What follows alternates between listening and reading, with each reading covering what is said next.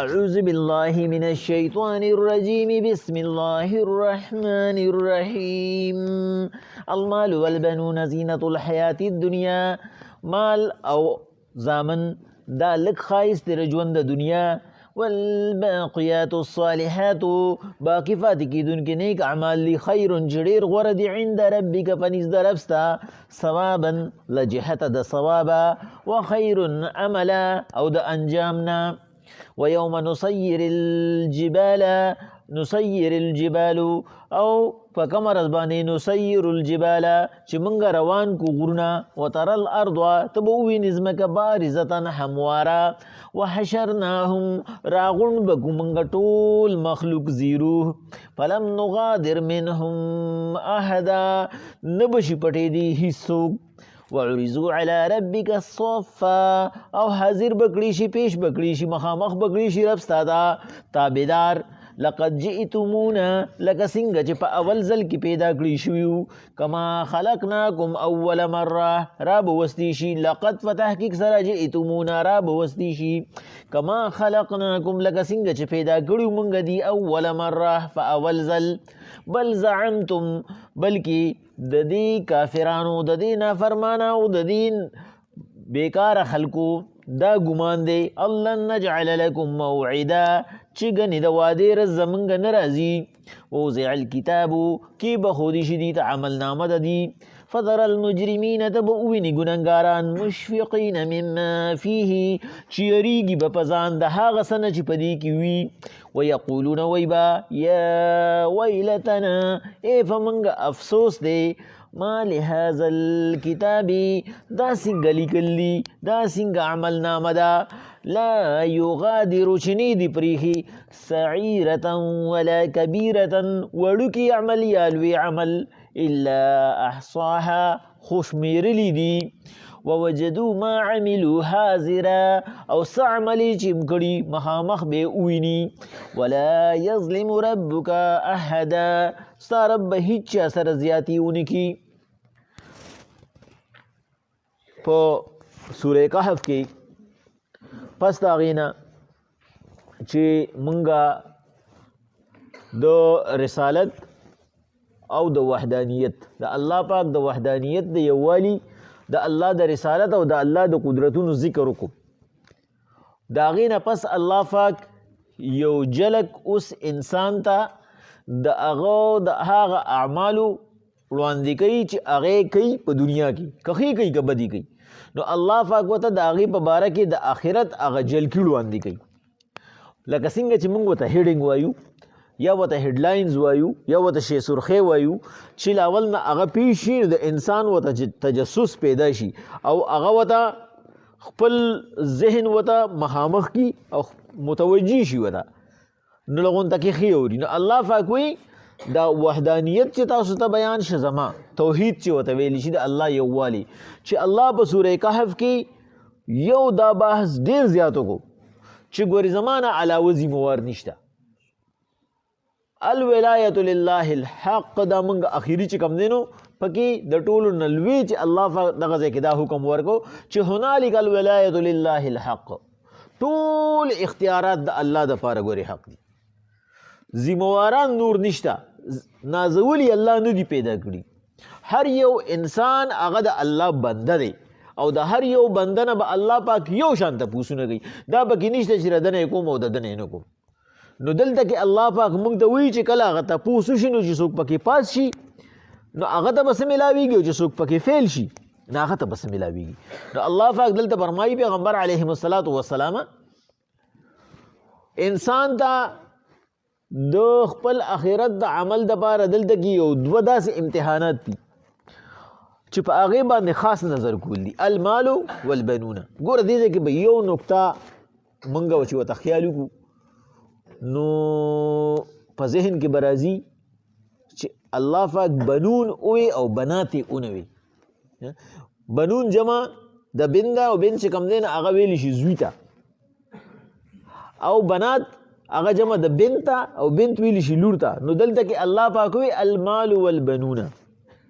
تفسیر مدارک کې امام نصفی سے وی په دې نقطه لغون ته کې غور وکړي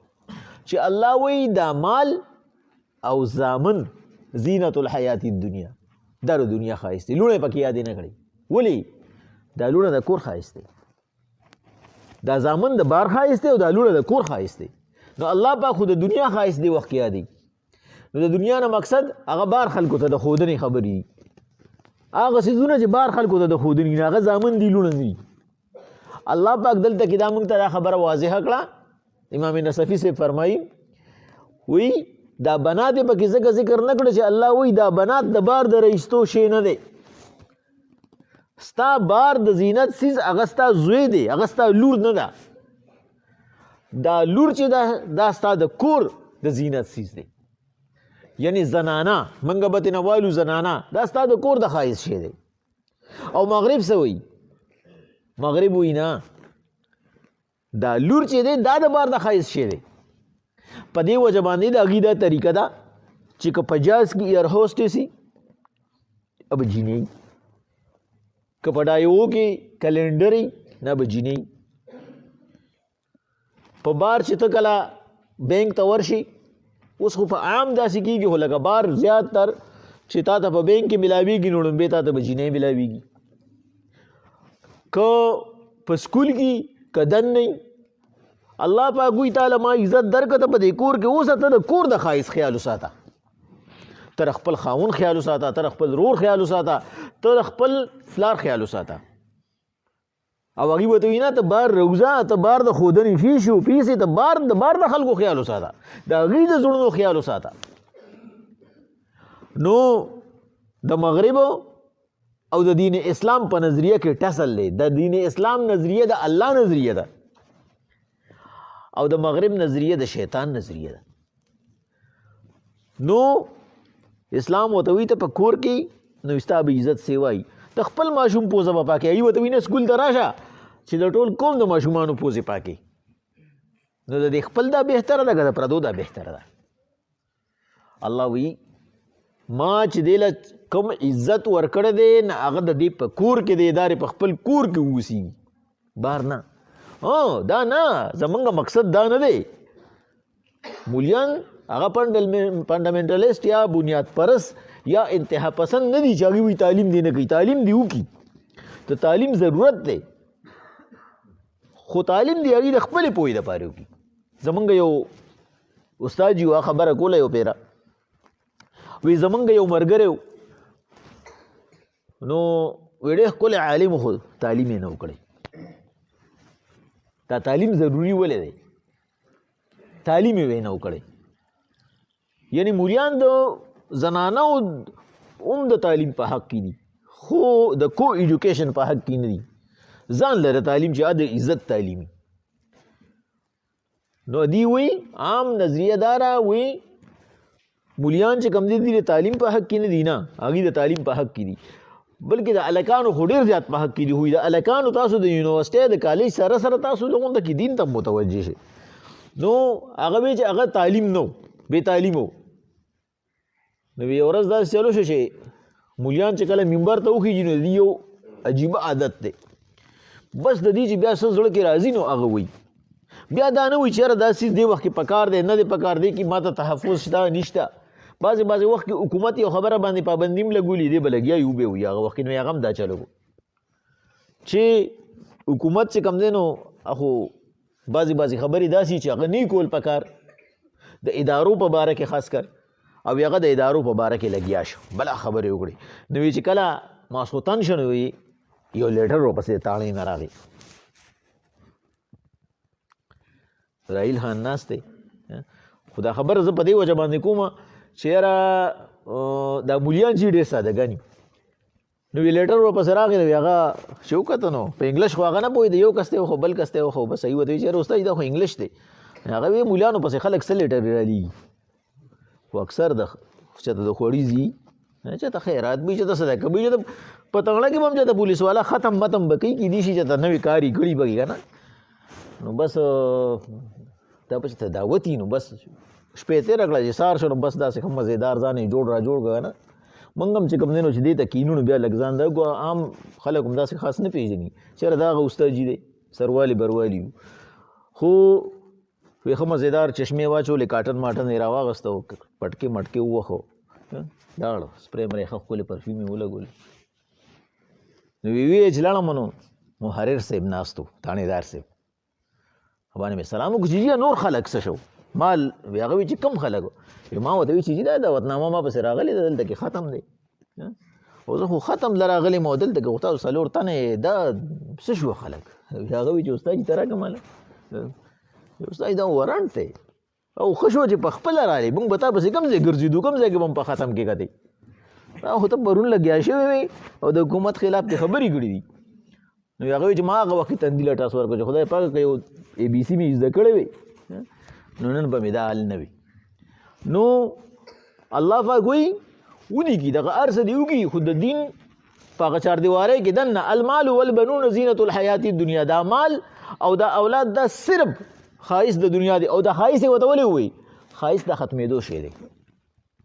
یو سړی که هغه هر څومره ښکلي او یې که ځان ښکلي کړي خو یو ټایم پې داسې راځي چې ښایست ختمېږي نو چې ښایست ختمېږي نو چې د چایي نه به لازماً ختمېږي الله مقصد دا دی دا د ختمېدو سیز دی دا مستقل سیز نه دی والباقیات الصالحات خیر عند ربک باقی پاتې کېدونکي نیک اعمال دي چې هغه غوره دي په نزد د رب ستا ثوابا له جهته د ثواب او خیر عمله او د انجام نه د هغه باقیات الصالحات کې ګڼ اقوال دي خو د ټولو مقصد څه دی د الله ذکر او اذکار دی د الله ذکر او اذکار باقی پاتې کېدونکي سیز دی دا باقی هر یو سیز چې دی دا ختمېدو والا دی تلو والا دی نو تعالی هغه سیز اغوستل پکار دی چې هغه مستقلي چې ته دنیا د یو آرام دپاره ته ځان دوره بربادې نو د آخرت هغه ډېر آرام دی نو د هغې دپاره بیا زیات کوشش پکار دی الله وایي یوم نسیر الجبال په کومه ورځ چې روان کړي شي دا غرونه وترى الارض بارزة ته به دا ځمکه ووینې چې دا به همواري نه به پکې ډوغلي نه به پکې غونډې او موږ ته به خپل استادانو مثال راکوو که یو انډه ولته په هغه سر باندې کېږدي تا ته به د دې ځای نه ښکاري دوره معمولي سیز به پکې هم چې کوم دی نو هغه د پناه نه الله وی بالکل امواره به شي وحشرناهم ټول خلق به موږ راجمع کړو فلم نغادر منهم احدا هېڅوک به نشي پټېدی هر یو کس به مخامخ د الله نه خو دلته هم نشي پټېدی خو الله وایي اے انسانه ستا په ذهن کې بدایي چې زه به چېرته پټ شم نه هغه به داسې ځمکئ چې یو کس به هم نشي پټېدی هر یو کس به د خپل اعمالو هغه حاضري لګوي او د خپل اعمالو بدل به ورته ملاویږي وعرضوا علی ربک صفا حاضر به کړي شي ټول الله ته تابعدار بیا به یو کس هم داسې نه چې پکې کوږ شي هغه ترې نه وځي هغه ترې نه وتښتي نه دا څیزونه چې کوم دي دا به ختم شي لقد جئتمونا كما خلقناكم اول مره او الله وی داسې به راوستلی شي لکه څنګه چې دی په اول ځل پیدا شوی دی دغه ته دنیا ته راوړی شوی و چې هغه د مور نه پیدا شي دی په کوم حالت کې مقصد دا هغه حالت نه څه دی لکه الله چې سوره انعام کې وایي جئتمونا فرادا یوازې به راوستلی شي دا یوازې ولې الله لکه دی په هر حالت کې راشي د الله مقابله خو نشي کولی خو چې سړی یوازې نو ډېر یېرېږي الله وی دی به ماته یوازې حاضر کړي شي لکه څنګه چې سړی وایولی ځي او کینی نو که ډېر مضبوط سړي نو رپېده پرې راځي ولې یوازې ناست دي الله پاک وایي پیغمبر صلی الله علیه وسلم یې تشریح کوي چې دی به څنګه چې کوم دی نو په اول ځل چې څنګه پیدا شوي په جسم بې پرده ني ناسونته به او هېڅ قسم چې کوم دی نو د سره به سپورټ نه وي الله به انسان ته به الله پاک وایي انسانه ته هغه انسان وي چې په دنیا کې تا څه کول تا سره چې کوم دی نو بلا لښکرې وې دا وې دا وې دا وې ما راته وایي چې هېڅ دې په کار نه راځي راشه اوس وګوره صرف د دې خبرې دپاره به دا وي الله وایي بل زعمتم د دې انسان خو دا ګمان و ان لن نجعل لکم موعدا چې د وادي د رزړو راتلو والا نه را دا قیامت نشته ده خو چې کوم دی نو حرامو ته آرام ځکه وي چې په حرامو کې آرام دی چې ده خو وی نشته قیامت نشته سوال جواب نشته وزعل کتابو الله وی کتاب به ورته مخامخ کېښودی شي کوم کتاب عمل نامه ده فتر المجرمین مشفقین مما فيه ته به دا مجرمان وینئ دا ګنهګاران به مومې چې دی به یریږي د هغه عمل د لاسه مما فيه چې په هغې کې موجود دی ویقولون وی به یا ویلتنا اے په مونږ افسوس ما لهذا الکتاب دا لا څنګه کتاب دی دا لا څنګه لیکل دی لا یغادر صغیرة ولا کبیرة الا احصاها چې دی خو نه دی پرېښي نو وړوکی او نه لوی عمل خو شمېرلی دی الله پاک وایي ووجدوا ما عملوا حاضره او کم یو څیز چې هغه د کړي کم عمل یې چې کړي حاضر به وي نو بعضې وخت کې انسان هغه باندې یو شیز ناشنا په دې وجه ولګي چې د هغه تمه ني د ده خو به دا تمه نه وه که نه چې دا زه څه کوم دا څوک ویني دا څوک ګوري په دې باندې څوک چا منیټرنګ والا مقرر کړي دي چې هغه به دا ارسوړي لکه مثال یې داسې دی چې یو انسان دی او هغه چې کوم دی نو غریب دی دا غاړو د څه درک نه لګي او ناڅاپه چې کوم دی نو 2-3 کروړه انعام راوخیږي داسې غونته کار به لکه زمونږ یو استاد یو پیره موږ ته خبره کوله وی یو پیره چې کوم دی نو د یو زنانه انعام راختلی داسې وي د 13 کالو یا د 20 کالو زنانه وه او هغې به کورونو کې کار کو او 15 کروړ روپۍ انعام یې راختلی نو وی هغه انعام وله کپنی وله راغونډ شو نو وی هغې وی رالوي چې یا چې کوم دی نو مشرانو ته یا استادانو ته یا طالبانو ته ووایي چېرې په څه طریقه باندې به اوس دې ته دا ووایو چې بھائی ستا 15 کروړ روپۍ راودېري ځکه که دا خو د 15 کروړو نه خو د 100 روپو هم د عادت پردي لوښي وینځي او که د دې دا 15 کروړ روپۍ دې ته یکدم وویل شي خو دا به مړه شي د خوشحالۍ نه نو د هغوی ټولو اتفاق په یو بابا باندې راغی وی بابا د 60 سالو نه وړېدلی وی بابا ته یې وویل چېره بابا دې ته دا خبره داسې طریقه باندې کول غواړي چې دا خبره دا برداشت شي 15 کروړ روپۍ وړې شي وی بابا ورته وایي چې که ماله به کیسه حصه کوې نو زه به ورته ووایم مالې طریقه راځي پیغمبر صلی الله علیه وسلم وایي که نه سړی چې وایي دغه کېږي دا بوډا کېږي نو وي 2 هیروسونه پکې سیوا کېږي یو د عمر او بل د مال دا خطر ورسره نه وي چې قبر ته ګوزېږم نه وي چې نور مې سیوا کړي بس مختصر دا چې وایي بابا راغی وایي ورته چې بس ټیک د تاله به پکې هم درګو 2 کروړه دي 15 کروړه دي 1 لاک به پکې تاله درګو خیر دی بابا راغی هغې ته لګیا شي چېره بچې دا دنیا پانی ده دې نه مونږ تلو والی یو د دې هېڅ یو څیز انسان سره پیدا پاتې کېدو والا نه دی او انسان که هر څومره چې کوم دی نو مال حال هغه سره راشي که نه خو هغه مال حال به د هغه نه پاتې کېږي او دی که دلته کې هر څومره که دی د سرو په کور کې موسیږي که نه خو د سرو کور به ته هم پاتې کېږي ورته چې بابا دوړۍ راته مه وایه خبر راته وکړه څه مسله ده وایي چېره بابا بچې یا بابا ورته یې چېره بچې بعضې وخت کې داسې وشي که نه چې انسان ته یو عجیبه خوشحالي میلو شي هغې برداشت نه کړي هغې ورته وایي چې بابا که زما په باره کې څه وګورې هر څه برداشت کولو ته تیار یم بابا ورته وایي چې یاره که زه تا ته ووایم که نه چې ستا 15 کروړه روپۍ راختلي دي نو په تا به څنګه ولګي یې ورته وایي چې یاره بابا که چېرې په ریښه راختلي که نه 2.5 کروړه ستا شوې تا سره به واده هم وکړمه بابا ورته وایي چې ته ما سره واده 2.5 کروړ روپۍ بابا په شا لړ بابا مړ شو راغلی هغې لو